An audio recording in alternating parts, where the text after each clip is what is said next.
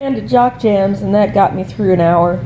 And it's good. It's got a good mix of like I've been listening to hip hop, but it kind of gets repetitive, and I kind of like to spread it out, not get congealed in one spot. And I got a very wide taste in music, so I'm listening to like I threw in, there's a few older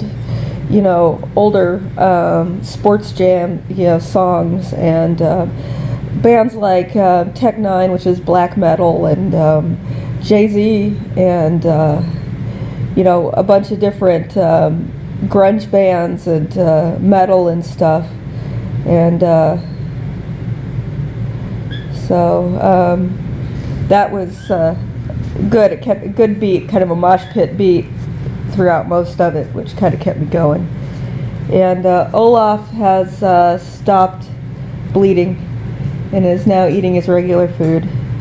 And I've been opening the door for a couple of minutes, a couple of seconds at intervals, just kind of let some fresh air in here, breathe a little bit, look outside, and so it's starting to get better in here. But I keep forgetting that folic acid, when all else fails, that when nothing is working that normally works, folic acid is probably missing. And so towards the end, like in the last 5 minutes, I started to feel a little tight in my chest. My shoulder felt tingly the entire time. Still feels pretty sore and stiff. But I've been doing a lot of push-ups. I did 100 push-ups today. I did 25 jumping jacks. And when I started doing the jumping jacks, I couldn't really clap my hands over my head, and now I clap my hands over my head every time.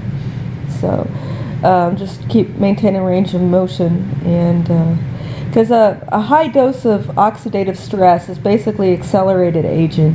So you want to just anything that they recommend for old people. And I always finish my run with prune juice, and get some potassium and sugars in there, and other minerals. And sometimes I finish with chia as well. And I do a lot of flaxseed. Past couple of days I haven't had as much flaxseed, and I could tell the omega-3s are really necessary in this environment.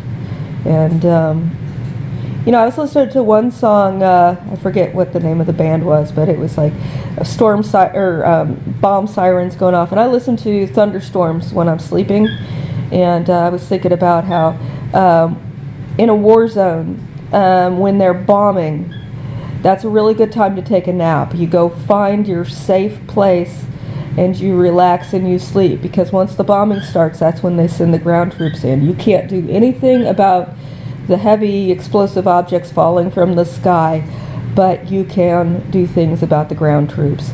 So take a nap while they're bombing. When the bombing starts, be ready to get up.